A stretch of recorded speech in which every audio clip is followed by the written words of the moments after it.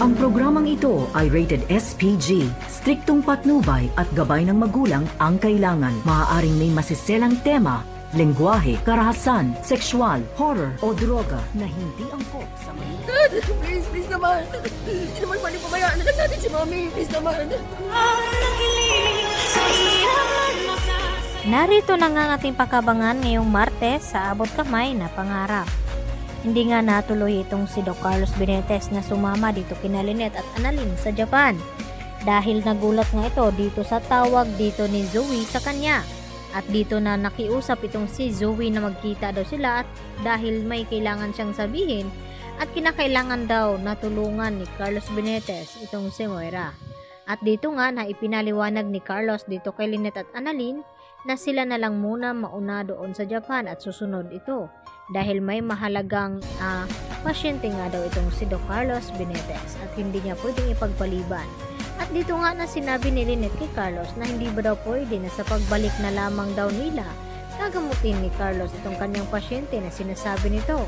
At dito nga na ipinaliwanag ni Carlos na hindi nga daw pwede dahil VIP patient nga daw ito. At maya-maya nga nakipagkita na itong si Carlos dito kay Zoe.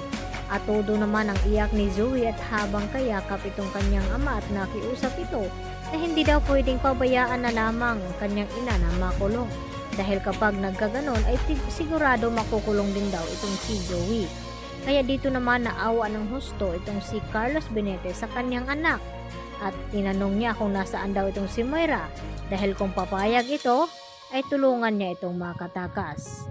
At dito nga, pumunta itong mga pulis sa hotel kung saan nanuluyan itong si Moira at laking gulat ng mga kapulisan na tila magulo itong kwarto na naabutan ng mga pulis at wala na si Moira doon at naisip ng mga pulis na baka ay tumakas na nga ito.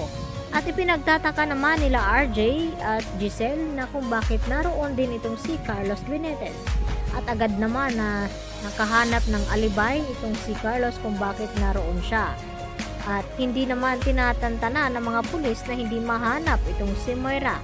Lalo pa ngayon na tila mas pinahigpit pa itong kaso na kanyang kahaharapin dahil sa nasabing pera na itinago ni Moira na natagpuan naman ng isang matanda at isinuko sa mga pulis. At naniwala ito na itong pera na natagpuan ay galing nga sa masama. At tinanong ng pulis kung namumukhaan ba ng matanda ang babaeng sinasabi niya, ay dito na ipinakita ang larawan ni Moira. At itinuturo naman ng matandang ito na yan nga ang babaeng nagbaon sa pera doon sa bakanteng lote. At walang duda na si Moira nga iyon. At hindi lang iyon dahil hindi tumitigil itong mga pulis na hindi mahanap itong si Moira.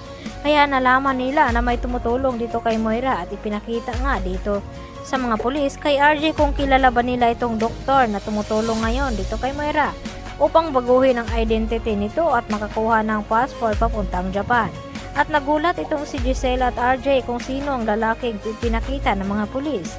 At dito nila napagtanto na si Doc Carlos Benitez nga ito at kung papaano nagawang tulungan ni Carlos ditong si Moira at anong kanyang koneksyon. Kaya naman madadawit itong si Carlos Benitez dito sa kaso na kakaharapin ngayon ni Moira dahil mas papahirapan mga pulis na makatakas itong si Moira ngayon pa na mas matimbang at malakas itong kaso na isinampa dito ni RJ sa kanya dahil gusto nga nila na mabigyan ng hustisya ang kanyang ama na si Don Pepe. Kaya naman ay agad na kumilos itong si RJ at itong si Giselle na hindi hayaang makatakas at makaalis ng bansa itong si Moira.